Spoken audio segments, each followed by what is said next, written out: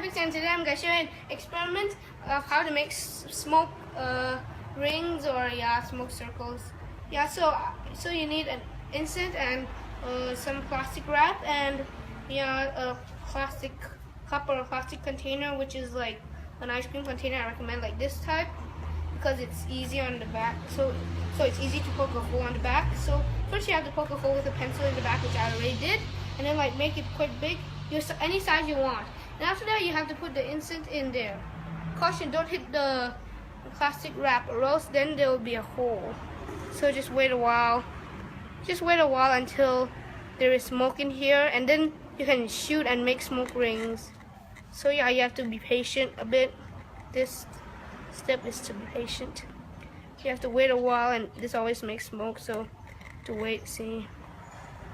Yeah, and once you think you have enough smoke, then you can try it out. I'm looking to see if there's enough smoke. So now I think I have enough smoke. I'm gonna ask my sister to hold this. Can you hold this? Okay, and now you can just shoot it, see? You can shoot the smoke rings. You can shoot them all. Okay, and thanks for watching, bye.